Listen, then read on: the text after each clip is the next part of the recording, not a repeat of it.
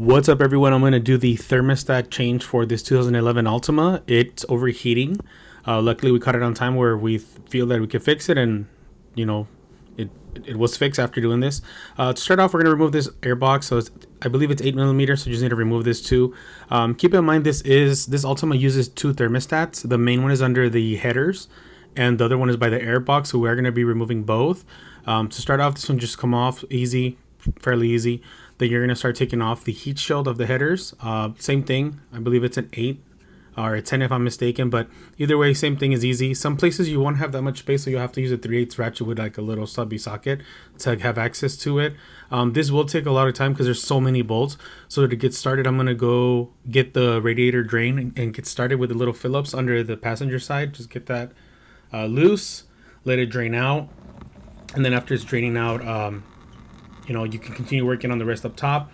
And here's me removing the radiator cap so it can just drain out faster. Then going back up top and doing the rest.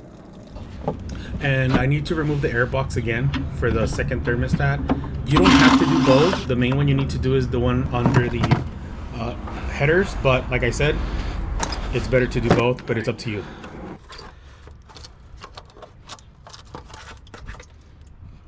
Now that I took off the heat shields, it's much easier for me to get to the thermostat, which is right there. That's the thermostat. Take those two off. Start unhooking the hoses first. Okay, it's unhooked. Perfect. 12. So 12 for the thermostat bolts. That's all in the housing. All right, one off. The other one is right underneath it. It's hard to see.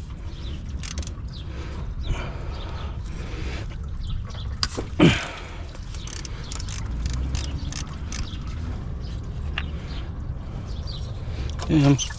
Ooh. There you go.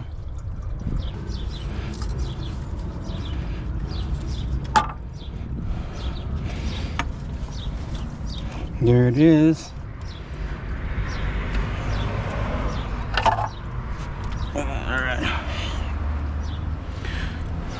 It was already ripping.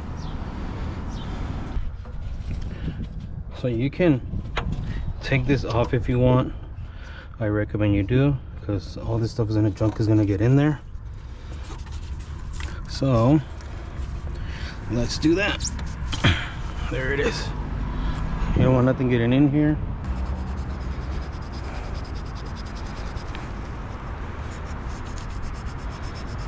All the dirt in there. You don't want it to be in there.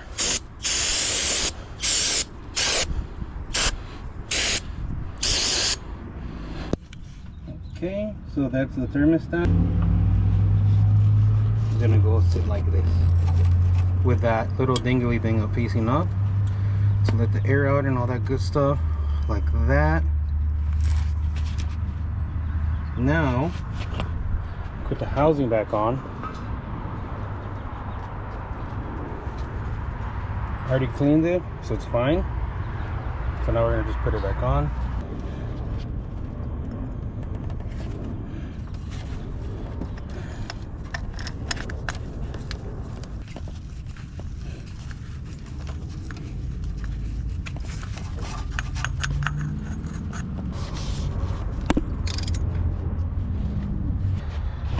Make sure you turn that clamp on, don't forget.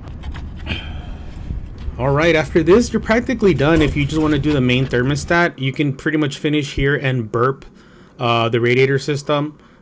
That's pretty much it. However, if you do want to go ahead and continue watching the rest of the video, it is the second thermostat housing removal. It's just a bunch of hose, removing them and unbolting them. I'm going to go pretty fast here. It's playing at like 3,000 times the speed, so it's a super long process. But once I got this done, I removed the housing.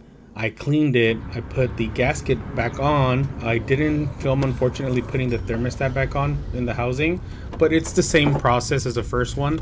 Once you're done with this, after the second one, you're gonna pretty much continue and burp the system again. You can get a burping kit on Amazon, and I'll put the links below into the one I used. Pretty much burp the radiator system and you're done. And Like I said, I didn't film it unfortunately, but it's done after this. I just put everything back together and it's working, and I really hope you guys like this video. Subscribe and like if you like it.